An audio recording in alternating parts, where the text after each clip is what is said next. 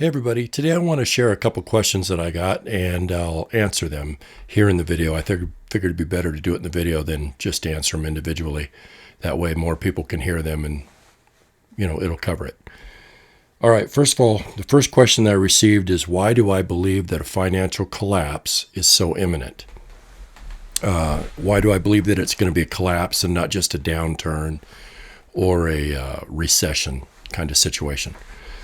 So I put together a few reasons why I believe that things are getting bad enough to show that there is going to be a really hard collapse.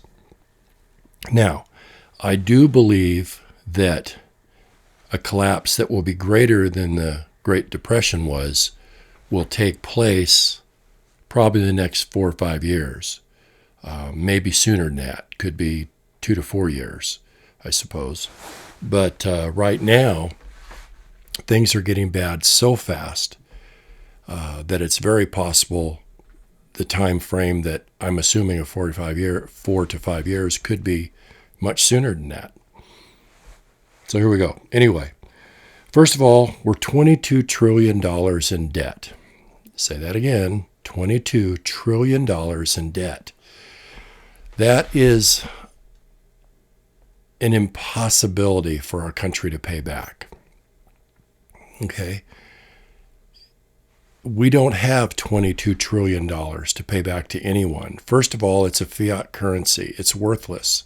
Our dollar is worthless. It isn't backed by anything. It's just some digits in a computer and a bunch of Federal Reserve note pieces of paper with dead president pictures on them floating around our country. The dollars are worthless. Just because you can spend them and they're being accepted doesn't mean they hold any value. They don't.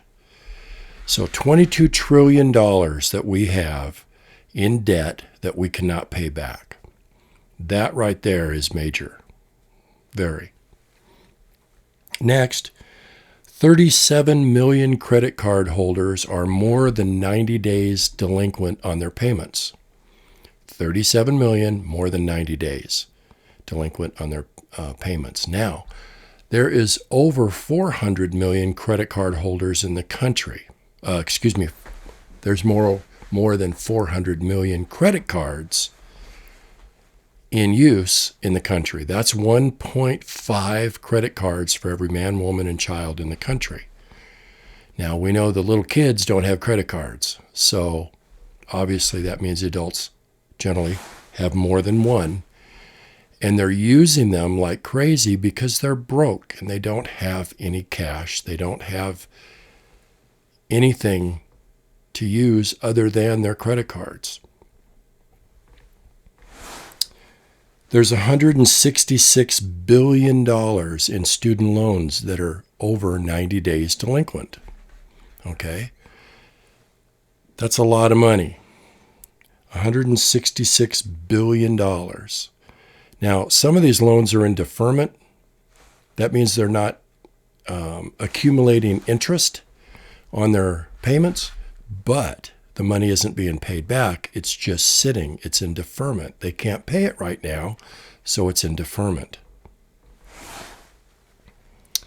Farm debts. Now, this is a big thing here in Kansas, all right? Real big thing. Farm debt delinquencies have hit the highest level that we have seen in the last 9 years. The global trade war has pushed many family farms to the brink of bankruptcy. There you have it. Many family farms to the brink of bankruptcy. Now, I know for a fact in Kansas, every spring, summer, and fall, we have auctions. Most towns have auctions that go on every Saturday or Sunday. Now, a lot of those auctions are farmers who can no longer pay their debts, and their farms are up for auction. Their homes are up for auction. Their farm equipment, tractors are up for auction. Their semis and their tractor trailers are up for auction because they're broke. They're not making enough to make ends meet. They can't pay their debt, so things are being auctioned off like their farms. It's a big problem in the Midwest. Mortgage delinquencies, okay? 2,507,890 mortgage payments that are more than 90 days delinquent. Okay, that's 1.1% of the mortgages out there right now are delinquent, past 90 days. That might not sound like a lot. Think about how much those mortgages are for. That's billions of dollars of mortgages that aren't being paid, can't be paid, and people are losing their homes left and right. Here on YouTube, if you go here and you search Orange County or LA County homeless, and look at the videos that are there, you will see so many videos, and there are so many people that are living in tents along the sides of the roads. There's some videos where they show somebody, they're even in a car or a bicycle or something, but they're just traveling along the road. And it goes on and on and on with tents and cardboard huts and just terrible situations that people are living in because they're homeless. When I lived in Orange County in 1990, that wasn't happening. And it was a beautiful county, beautiful towns and cities that I traveled through on a regular basis. Now they're littered with homeless shelters, not homeless shelters, but tents and people that are homeless. It's quite the issue. LA is the same way. In fact, right in the shadow of LA City Hall, on the back half of LA City Hall, on the streets right behind it, tent cities all over the place. It's terrible. It's really, really bad. So my answer to you guys, those are just a few examples, okay? Are you prepping? If you're not prepping, what are you waiting for? I fear that some of you guys are waiting until you see something really bad happen, and then you're going to be, oh, it is time. It's time. We got to start stocking up. It's bad. It's already bad, and you don't want to wait to a point that it gets any worse and then be left holding the bag because you didn't prepare when you had time to do it. I believe we probably have at least 2 years while Trump's in office. I don't know, maybe longer if he gets reelected. But we do have a very short window, 6 years at the outside, I believe, before everything tanks really bad, and it is just worse than the Great Depression. You need to prepare. While you have this minor window of time, you need to prepare food, water, shelter, clothing. You guys need to do this. Stack silver. Different things. Now, another comment here. And this isn't fear porn, guys. This is just a fact. You see it in the news all the time, if the news is being honest. And if you search many news sources, you'll see that it is totally true. And a lot of news sources don't want to say that it is. But anyway, another question I was asked is, and been kind of hammered on, I've had some pretty rude comments on it, about my stacking silver. Why do I stack silver? You can't eat silver. I know you guys heard me say this in a video before, but I've received some pretty harsh comments. So why do I stack silver? It's simple. Our currency's worthless. I just stated it's a fiat currency. It has no value and nothing backing it. Okay? That's number one reason. Number two is financial security for my family. Listen, I've had some folks make extremely rude comments to me about the fact that I'm putting my trust in my silver and gold or my house or my preps, and I'm not trusting God to supply my needs or take care of me. That is not the case. Those comments infuriate me. They get me very angry. Most of the time I delete them because I won't deal with the people. I'm not going to listen to them. And I'll delete comments like that. Those people that make those comments never think to the fact that your average individual who is working at a company that has any, benefits at all, Most individuals are saving for retirement. If they can afford to, they're putting money in the bank and they're saving for retirement for that day when they're too old to work anymore and they have to retire and they need money to fall back on to live during their retirement. A lot of people get their 401k plans or various other plans that are available. And they make these plans and they put funds into them to have money to retire on, to take care of them in retirement. Now, you tell me what the difference is between that and stacking silver or gold to save for retirement. At least silver and gold has actual worth and value. The fiat dollar has none. And when the banks crash and things go south, everybody's retirement funds are going to be lost that are in banks. All their 401ks are going to bite the dust and be lost, and they're never going to see their money. So I'm not putting my trust in my faith in my silver and gold. I'm saving for financial security for my family. Okay? Is this clear enough now? Please. All right. Since the banks will fail, and they have, think about 2008. Everybody, not everybody, many, I would say millions, or at least hundreds of thousands of people lost their entire retirement because the banks failed. All the money they had in the banks were lost. The FDIC, who says that you're insured, couldn't pay the people because it was too great a number. The people lost everything. I have immediate family members who are older than me, and unfortunately, when that happened in 2008, they lost their entire 401k plan and all their retirement money they had in the bank. Okay? They're older than I am now. They don't have those funds anymore. They are truly struggling to get by. Don't put your money in a bank. Don't put your faith in believing that your 401k plan is going to be there or whatever you've saved in the bank, because when they crash, you will lose it all. Now, another thing that was stated to me, it was kind of a question about the video I made where I said that there's 13 states currently that are accepting or in the process of accepting silver and gold to pay your property taxes and the different funds that you would owe the state for whatever reason. All right. On that video, apparently you guys didn't get what I was saying, or I didn't make myself clear. I think I didn't make myself clear, so my apologies.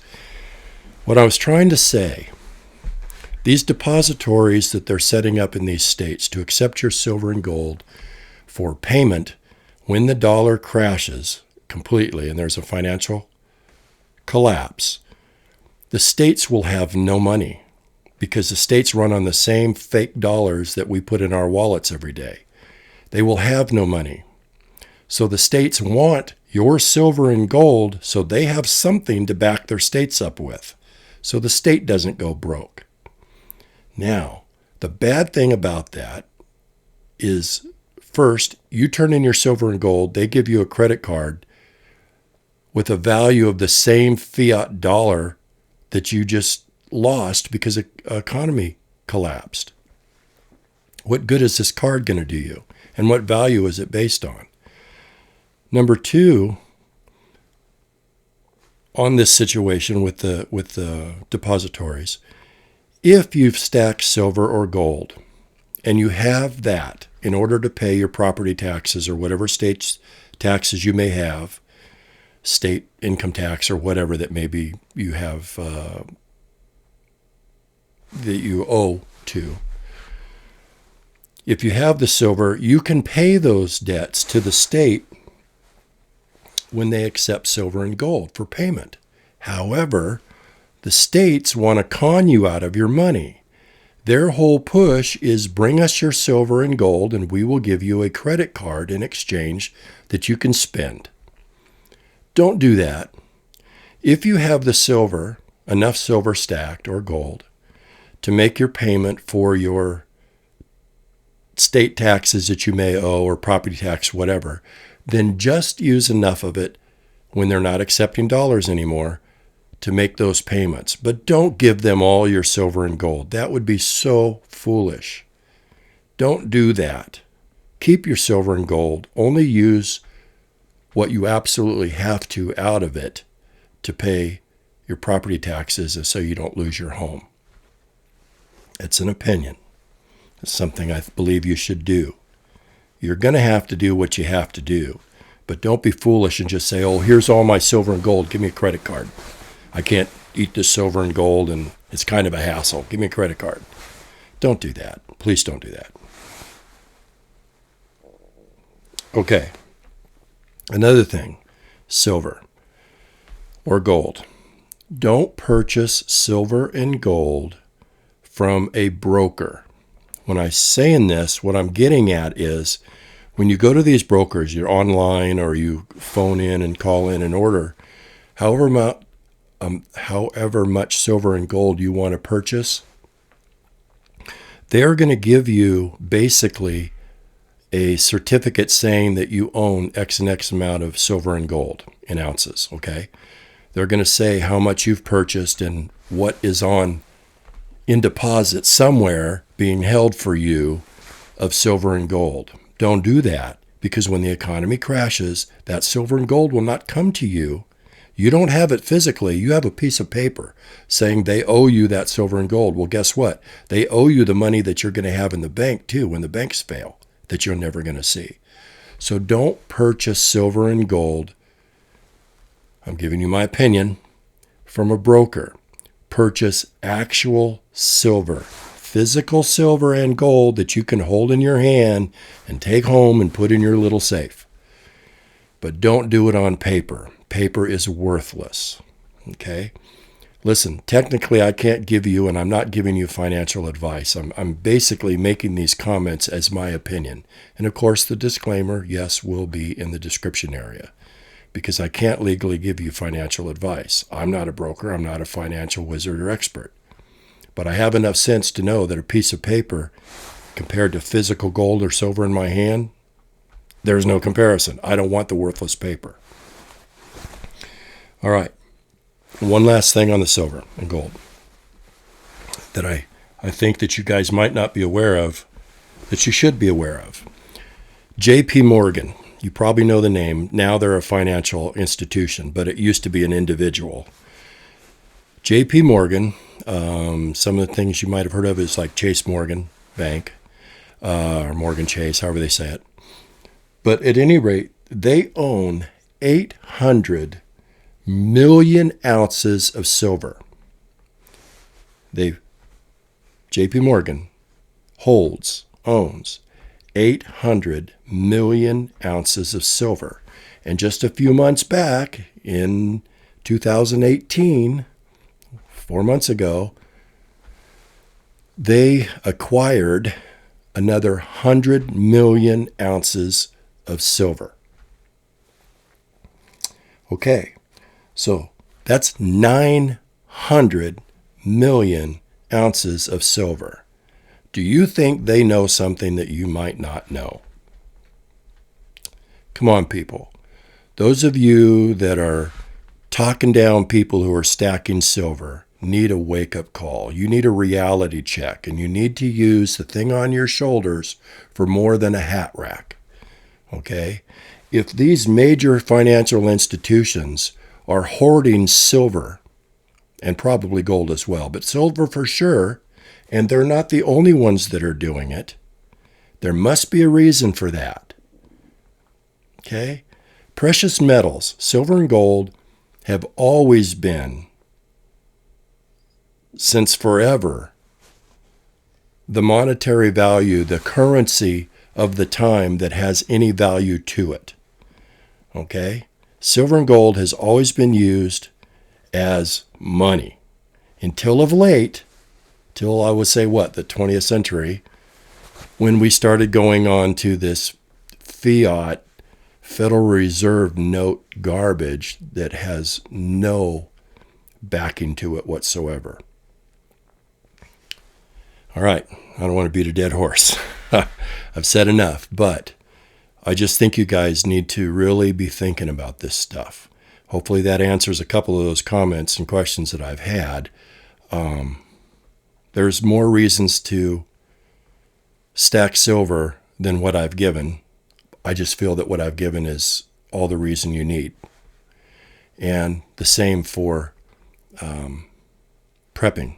You guys need to prep. Please don't wait till it's too late. Don't wait for some bad thing to happen to say, oh, I should have prepped, or oh, it's time now, I'm going to get all that I can. It'll be too late, people. All right. I just want to put that stuff out there. I hope you find that helpful. Hopefully nobody was offended about my comments of my being offended by people telling me that I'm not putting my faith and trust in God, that I'm putting it in my silver. That's extremely offensive. So thanks for watching. Any comments, please leave them in the comment section. As always, thank you for subscribing. You guys are awesome. I really appreciate it. And I guess until we make another video, we'll talk to you later. Bye.